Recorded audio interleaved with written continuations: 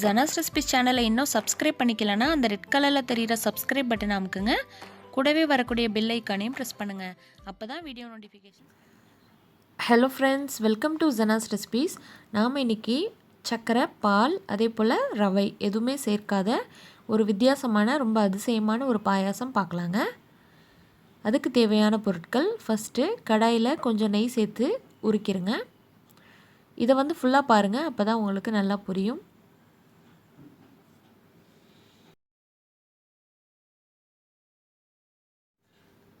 இது போல் நீளமான சேமியா பாக்கெட்டை எடுத்து வச்சுக்கோங்க. இப்போது உருக்கி வச்சுருக்க நெய்யில் அந்த சேமியாவை குட்டி குட்டியாக உடச்சி அதில் போட்டு நல்லா ரோஸ்ட் பண்ணுங்கள். கோல்டன் ப்ரௌன் ஆகிற வரைக்கும் ரோஸ்ட் பண்ணுங்கள். இந்த அளவுக்கு நல்லா வறுத்துருங்க. அதுக்கப்புறமா இந்த சேமியா நல்லா வேகிறதுக்காக ஒரு 2 கிளாஸ் தண்ணி அளவுக்கு சேர்த்து வேக விட்டுருங்க. நல்லா குக் ஆகட்டும். இன்னொரு இன்க்ரீடியண்ட் என்ன அப்படின்னா ஜவ்வரிசிங்க. ஜவ்வரிசியை தண்ணியில் 2 மணி நேரத்துக்கு நல்லா ஊற வச்சுருங்க. அதை இந்த சேமியா கூடவே சேர்த்து ஈக்குவலாக வேக விடுங்க. சர்க்கரை இல்லாமல் நம்ம ஒரு பொருள் சேர்க்க போகிறோம். அது வேறு ஒன்றும் இல்லைங்க, நம்ம வெல்லம் தான். இன்றைக்கி சர்க்கரையை பற்றி நிறைய விழிப்புணர்வாக இருக்கிறாங்க. பெரும்பாலும் சர்க்கரையை எதுலேயும் சேர்க்காதீங்க. நான் வெல்லம் சேர்த்துருக்கேன், 200 கிராம் வெல்லம். இன்னொரு அடுப்பில் வெல்லத்தை கொஞ்சம் பாகு காய்ச்சிக்கலாம், ஃபில்ட்ரு பண்ணுறதுக்காக தான்.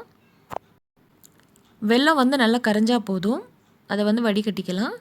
ஏன்னு சொன்னால் அதில் லைட்டாக மணல் தூசியெல்லாம் இருக்கும், அதுக்காக தான். நல்லா வடிகட்டினதுக்கப்புறம் திருப்பி நல்லா கிண்டி விட்டு வேக விட்டுருங்க.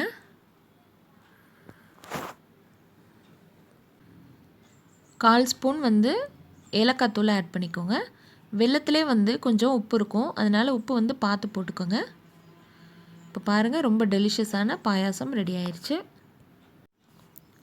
இன்னொரு சின்ன கடாயில் முந்திரி திராட்சையை வறுக்கிறதுக்கு நெய் உரிக்கிறங்க.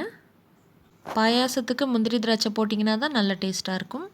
அதை சேர்த்துட்டு நல்லா வறுத்துட்டு பாயாசத்தில் ஆட் பண்ணிக்கோங்க. இது எப்போவும் நம்ம நார்மலாக செய்யக்கூடிய ரவை பாயாசம், பால் பாயாசத்தை விட ரொம்ப டேஸ்ட்டாக இருக்கும் ஃப்ரெண்ட்ஸ். கண்டிப்பாக ட்ரை பண்ணுங்கள்.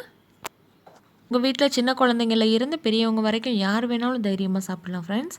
நான் சாப்பிட்டு பார்த்தேன், ரொம்ப ரொம்ப அற்புதமான டேஸ்ட்டாக இருந்துச்சு. அந்த வெல்லத்தோடைய ஸ்வீட்னஸ் எல்லாமே சேர்ந்து ரொம்ப நல்லா இருந்துச்சு ஃப்ரெண்ட்ஸ். கண்டிப்பாக ட்ரை பண்ணுங்கள். இந்த வீடியோ லைக் பண்ணுங்கள். இதை பார்த்ததுக்கு ரொம்ப நன்றி. தேங்க்யூ.